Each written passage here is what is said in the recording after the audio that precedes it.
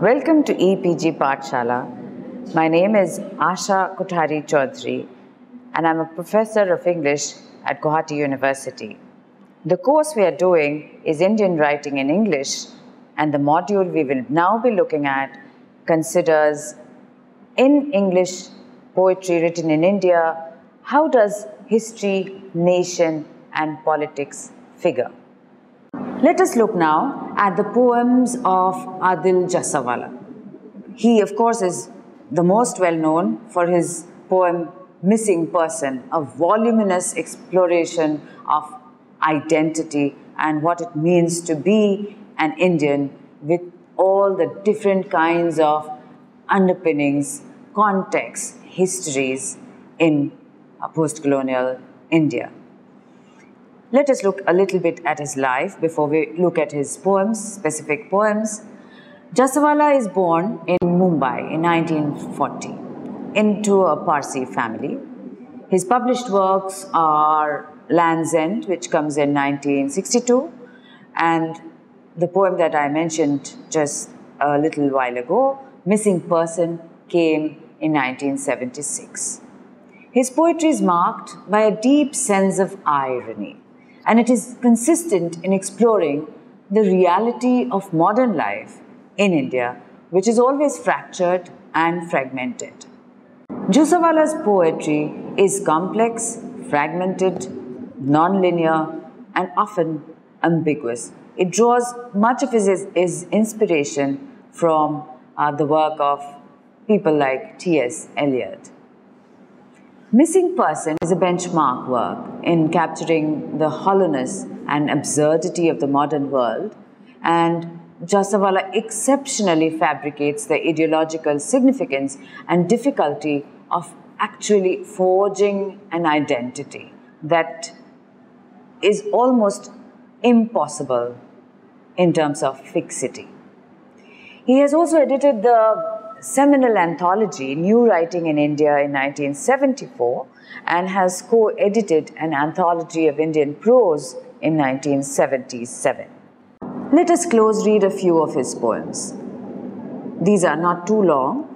The poem Sea Breeze in Bombay or Sea Breeze Bombay has Jussawala trying to script the history of the partition of India in 1947 and to make explicit the gruesome picture that such a tragedy unleashed in the political history of the country.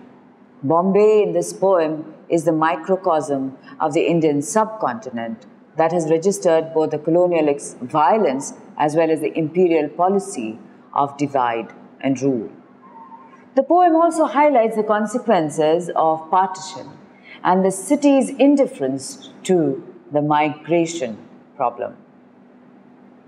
The poem is both a statement as well as a documentation of the still flickering trace of the colonial problem that has emanated since the partition. The poem begins with a horrendous image of death of an entire country which has paradoxically discovered itself anew with the partition that has engendered sectarianism throughout the country. The expression cut country is a vindication of the fractured, fragmented and divided sense of nationalism which is seeped into the rubric of Indian politics. Bombay is projected as the new hub to all sections of the people, striking and striving to eke out a living by building from the remains of a glorified nationhood. Bombay turns out essentially to be a migrant's city. The speaker also reflects upon the fluctuating nature of the formation of communities along sectarian lines that has become the hallmark of the Indian diaspora. Bombay still, in spite of all the political upheavals and social unrest, investigates nothing. Bombay reserves the right of offering a semblance of an abode, a home, to all her people, irrespective of their caste, color, creed, or nationality. The second poem that we are looking at is also something that features Bombay, the city. It is called Approaching Santa Cruz Airport, Bombay. This poem formulates a diasporic Indian identity. Now, the 20th century modernist angst, coupled with the failure to locate oneself in a particular geographical territory and the dilemma of the in-betweenness of spaces, are central issues in this poem. The tracing of roots of the Parsi Indians and the idea of an imaginary homelands are powerful debates that the entire trajectory of Jussawala's poetic voice tends to encounter.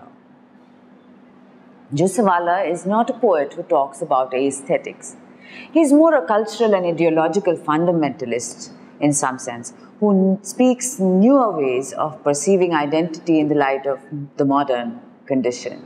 And he typifies the quintessential poet of the Indian diaspora, basically because of his representation of a multi-layered identity. He is Gujarati born, Hindi speaking, Indian Parsi writing in English. The speaker in the poem invokes the Christian theological belief of the gestural cross in a rather cynical manner because it shows the contentment of the people with their present lives, irrespective of the fact that they reside in homes as live as disease.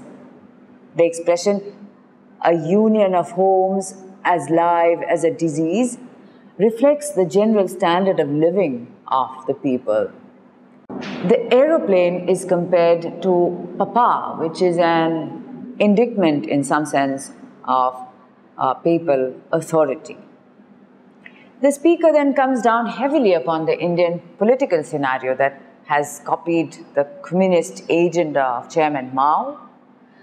And then the idea of entrapment gains credence with the visualization of the speaker being caged not within any restricted spatial barrier, but something that is within. The graphic image of the slums sweeping beneath the wheels of the aeroplane is undoubtedly heartrending, yet at the same time gives the impression of how politicized the category of modernity itself can be. Having looked at two of the Bombay poems of Jussawala, we could try and link it up with his major work, Missing Person. Now, Missing Person is the poem that has Jussawala trying to fix his own identity, trying to fix the identity of many Indians who move from one state to another, from one country to another, the diasporic experience, the multifold ideas that seep into their identities via Western education, travel, reading of other cultures, and so on and so forth. So what we have then is, within a specific kind of geography, both our poems are on Bombay, you have multiple kinds of experiences that that poet is trying to bring in to bear on his ideas of history, of nation, and how both of these ideas finally help to shape the identity of the person that he speaks about. Let us now look at the work of Jayanta Mahapatra, who we have spoken about in other modules as well. Mahapatra, born in Cuttack in Orissa in 1928, has published prolifically in terms of both poetry and some amount of prose.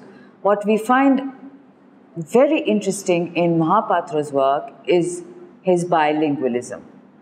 In that sense, he has written both in Odia as well as in English, although we, for our purposes, have to concentrate on the work that he does in English, but must never forget that the Odia sensibility will always inform his English poetry as well. Now, apart from the poetry he published, he also has a few short stories and other prose pieces. The poem that will now be at the focus of our reading is called Dholi. Mahapatra seeks now to uphold the nefarious consequences of war and its horrors. He challenges the ideological status of war, that war which has gone down the pages of history as a hallmark of Indian valor. Hallmark of Indian valor is actually a questionable idea, and he questions it. Mahapatra adopts a subaltern standpoint in the spilling of the truth associated with warmongering and the resultant violence. He is questioning the integrity of an Indian past and employs the rhetorical mode. The image of the earth, along with the merciless worms, suggests the intensity of violence that persists even after death. The hunger of the dead bodies is a metaphorical assumption of that unattained hunger for power by those whose bodies have now become the edification of the earthworms. The expression limp genitals is couched in the form of a sexual metaphor to heighten the futility of war, as these organs are now lifeless and lie rotting in the graves, awaiting the arrival of the foxes. In the poem called Freedom, we have the pervading sense of a catastrophic political future, along with a subtle hint of the violated political climate, and it becomes apparent that this is Mahapatra's choice of imagery.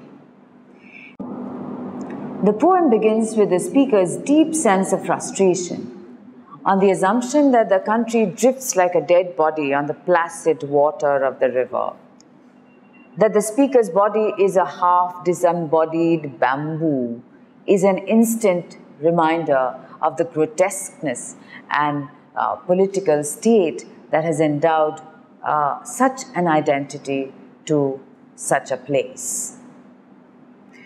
The growth metaphor is again heightened by the idea of forging an identity conceived along the lines of a nation's historicity.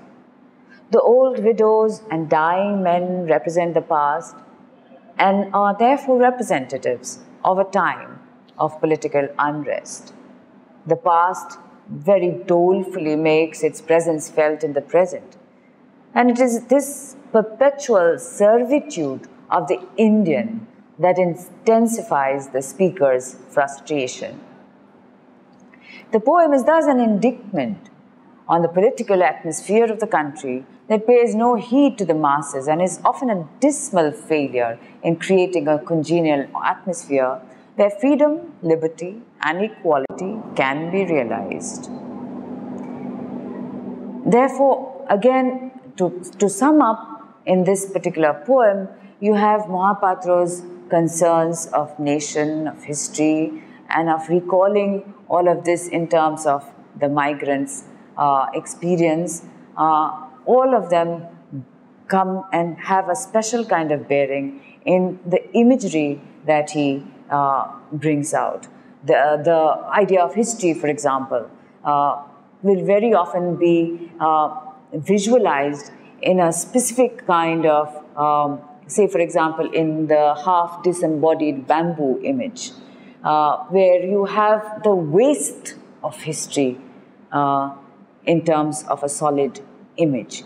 And that, in so many ways, is just one example of how Mahapatra has this intense poetic vision that he is able to replicate in poem after poem through images that speak for themselves.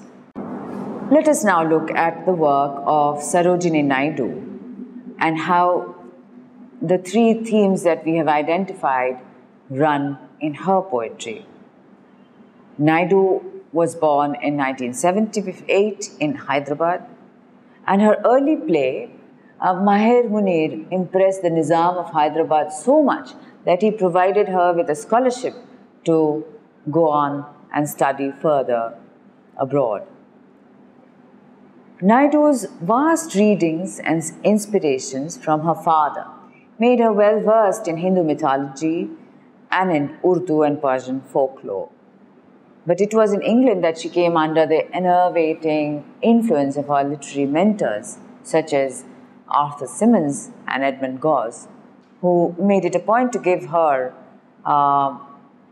the idea that her identity was her own, and it would be possible only if she was able to devote herself to contexts that are specific to her own origins. Both Symons and Gosse advised her to be a poet of the East and to bring the charm of the Indian panorama into her poetry. Her published works include The Golden Threshold in 1905, followed by the subsequent publications of The Bird of Time, The Broken Wings, The Magic Trees, The Wizard Mask, and A Treasury of Poems. In the poem entitled Ode to His Highness, the Nizam of Hyderabad, we have an encomium that is dedicated to the Nizam, whose reign marked the opulence of a community of people belonging to diverse religious faith. It begins with the word Deign, D-E-I-G-N, which is deliberately used by the speaker poet, as the speaker is quite doubtful whether her stature merits the privilege of paying homage to such a royal personality. The brand of civic nationalism that the speaker tries to highlight becomes evident in the mutual harmony of the people belonging to a diverse race and religion unified under the rule of the Nizam. Muslims, Hindu Brahmins, Parsis, Zoroastrians, Christians all cohabit and live peacefully. The court of the Nizam popularized transcultural interaction in the form of popularizing tales and fables from Baghdad. It also marked the rise of a new culture, freed from the rigorous prescriptions of conservatism and religious fundamentalism. Art and culture coexist with politics and mark the birth of a new era of transnationalism. But grim hills and ancient wild forests are all that have been left of the Nizam's legacy. The speaker is pained to witness the flagpost of the Nizam adorning the minarets of a ruined fort. The speaker concludes her homage with the belief that the Nizam's achievements might strike the right chords in the minds of the people and teach them about the necessity of living in mutual harmony as the only solid base for nationalism. Having looked at the works of Sarojini Naidu, who is probably the earliest poet who is considering ideas of history, of nation, and of politics in her works, we have moved to see how all of these three ideas work in terms of Jayanta Mahapatra's retelling of the notion of identity via these three ideas of history, nation, politics, how it affects the identity, and move on to the work of Jussawala, for whom all of these three issues are ingredients that serve to further render ambiguous what it means to be an Indian living in contemporary India, at least the India of his times. Thank you.